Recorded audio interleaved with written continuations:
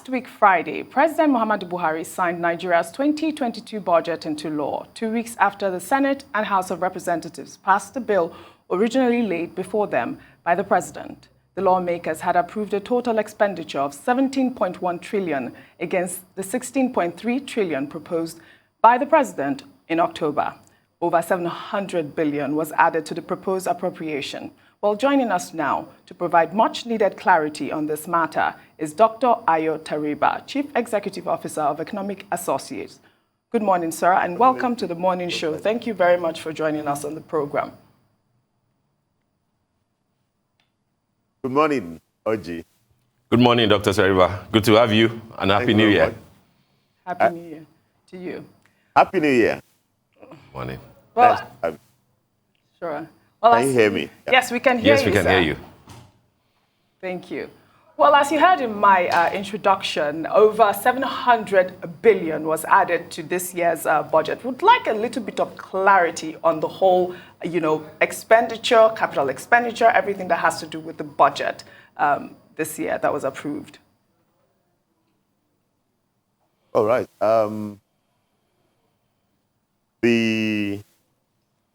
The story in the budget really isn't so much the expenditure side. It's much more on the funding side to take the fact that any budget is just an announcement of intention. So it's really not, whether you plan to spend 7 billion that matters, or whether the National Assembly added 7 trillion or 700 billion that matters. What matters is what fund. Are we going to find the money, execute the 7 billion budget? That's right. How much going to be done with revenue versus how much of the revenue of the funding is going to be done with borrowing. I think that's the issue. The people who are proposing expenditure, we feel, at liberty, Nigeria should be spending more time funding than faith. Because if you have this spending heading in the budget, but you can't find the money, I would care. All right, Dr. Teriba, I mean, that's an important aspect that you raised there. The totality of the budget, how is it going to be funded? But I find the old pattern of budgeting a bit interesting, and I would like you to speak with that, along the sort of wisdom that informed not just the fact that 700 billion was added, but then how the budget itself has been, frog jumping. If you recall, the budget size that Goodluck Jonathan left, implemented last in 2015, was a paltry 4.5 trillion naira. In just 2015, when the president came in. The following year, when the president got there, he increased the budget to 6 trillion, if you recall. And then come to 2020, we had a 10.8 trillion naira budget in 2020. Last year was 13.6 trillion. And now we have a 17.1 trillion naira budget. What informs all this? And you mentioned the issue of borrowing. If we are going to be spending 3-point-something trillion to pay back on debt, and then we have to borrow a lot more to fund essentially recurrent expenditure, because capital expenditure is barely 30-something% of the budget being proposed. How does this work for a struggling economy like ours? Would you like to assess that for us, please? Well, it is loaded. You have a long list. I want us to take one at a time. Yes. And I'd like to say that the spending trend, figures of the spending down is very, very, very difficult to deal with. After that, Okay. so you did say that President Goodluck Jonathan proposed a budget of about 5 billion. You said 4.5 That's right. in In 2015, yes. Yeah, it's last year. Last year, I spent half of that 5 months. Now, President Muhammadu Buhari is proposing a budget of very useful comparison. Truth is, as that President Jonathan's large budget, you look at it, may indeed be bigger than President Buhari's 2022 budget. It was 4.5 billion naira Yes. when the naira exchange rate was That's right. stable at 100. So President Buhari is proposing 17 billion when the naira exchange rate is 411 in one window and is 580, 590 dollars.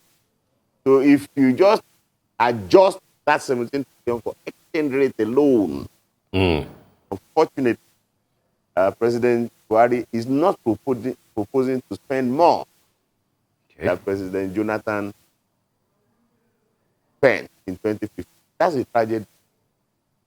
That Nigeria should be proposing a 30 billion budget.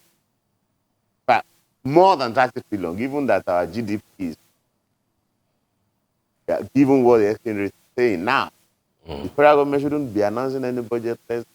But we cannot, because our revenue isn't much different from the revenue profile that President Jonathan. Our revenue profile, is still that 4 trillion a year that we're struggling with, spite of the loss of value of. When your revenue base remains stagnant, is declining, unfortunately, the things that you need to spend on, you can't. You and I know that the 30% of the budget that is provided for capital spending is only on paper. That if we get 15% of the budget spent on capital headings, 2022 will be locked, even recent. So that's one. Then I am not here, it's not in your place or in my place to question the National Assembly exercising the powers for which they put in office. The Nigerian laws give the National Assembly the power to appropriate Nigeria's budget. So we shouldn't come here and, so that's why they're there. Decide what deserves, decide how much spend.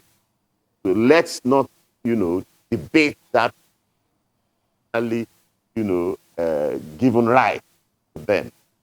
Let us concentrate on encouraging them to spend more time on where to find the money on the budget they are drawing up. The revenue side of the spending side of things had moved 17 billion a day. It's not enough to be twice that high. But the revenue is still 6 trillion. I will be surprised if next year Nigeria, the federal government gets 7 trillion in revenue. They are putting 7 trillion. That's, red flag for borrowing. That's red flag for debt cost. So out of the 7 trillion or so that you will rake up in revenue, how much of it are you going to pay on interest? At some point this year, we paid 98 the revenue, little revenue available. We paid it. So basically, I think those are the issues that dwelling on. Government should spend much more if the problem, that we see all around us are to be addressed. Security, poverty, employment, to health, the deficiencies in health management, all this for money. Less you say more on the revenue side of, We'll always be talking about, always be drawing up 17 billion, and we won't be able to get 12 billion at the end of it. All right. I would like your assessment on statutory transfers. Like in the budget, the statutory transfer was put at 869.6 billion, and then debt service was at 3.88 trillion.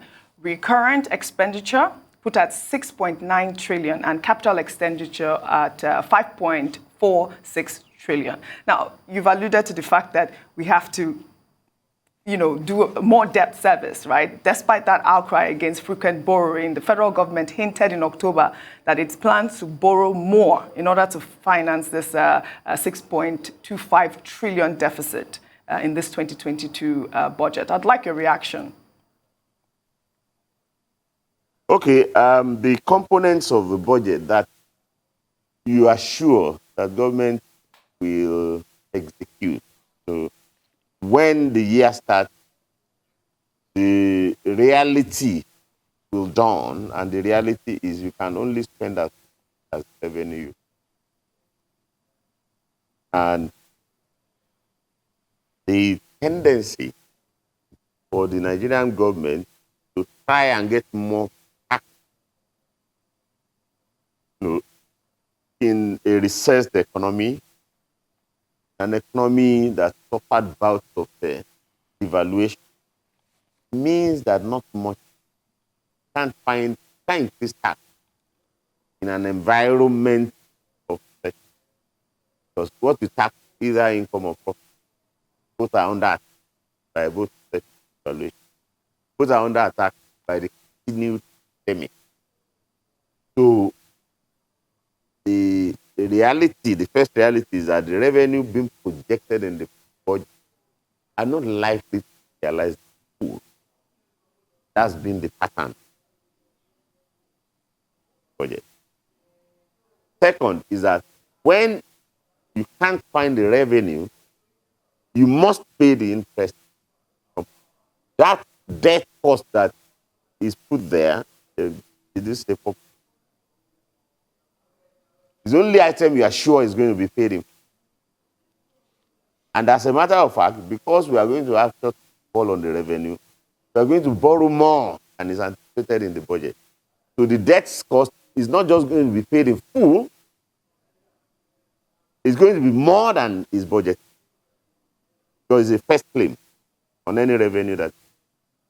And then you may not fully realize your current spending. The main casualty in the budget is going to be the capital budget. If you implement 40% of it, we should consider ourselves top. Because in the absence of revenue, usually the main casualty is capital. And that's the issue we have to deal with. How do we get ourselves to bring more realism to our revenue expectations? We are not going to get much revenue. But you can get more revenue from non-tax sources if you manage to accept that fact that not much more is going to. Then you can redirect your energy to trying to get, like most of our peers, by turning to the rich assets that Nigeria has that are not generating revenue. They're idle, or they are underused. From companies, that we own, that none of them are valued. Valuation and, listing in equity market rather than listing in debt. We don't have any company that's listed in the. Our lands, our buildings, much of them are idle. Our places, the economic hotspot, taken over either by hoodlums, by herdsmen, name it. But that the potential revenue that government could have generated from the non-tax, the potential revenue we could generate from them are not forthcoming. Because hoodlums rule the city centers, rule or rule the forest, or rule the, the highway. Even now, the rail track. So basically, let's start a conversation that directs us at where you can find sustainable revenue in the face of asset. Find the revenue. Where we can redirect our efforts to raising equity against us rather than just borrow. The only kind of money we raise for debt. As if there is no reward equities. You don't have these equity. You have huge assets that offer equity. So I think this, and you need to do more equity than debt to bring down the debt, draining the very little revenue. All right. All right, Dr. Teriba, we will go on a short break now, but don't go away. We'll still return to you. And of course, when we come back from the break, we will continue the conversation.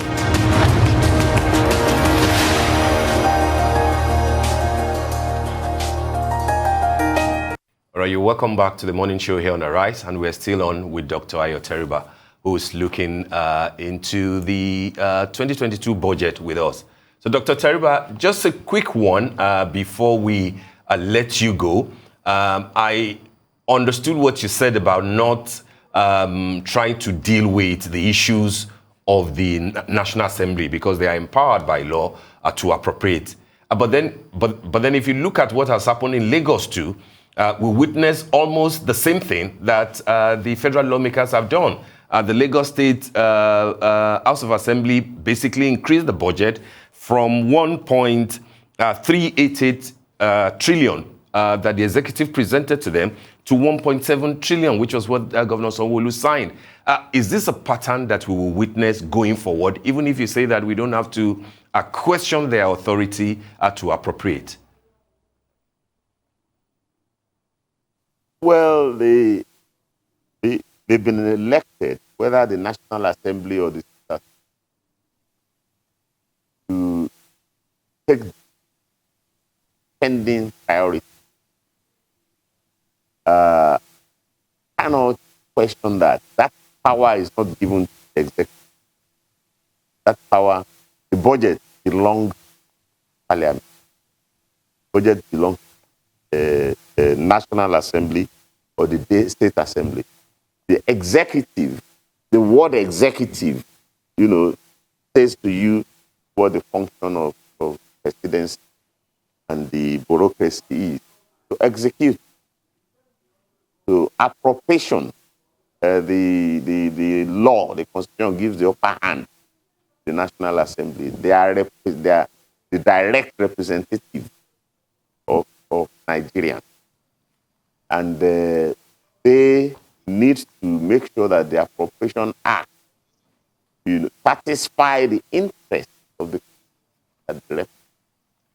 So we should not question that. As long as they can find the revenue to back this spending appropriation. So I think we should waste less time questioning them from exercising their constitutionally given power. And we should spend more time encouraging them to exercise the powers they've been given by the Constitution on both sides.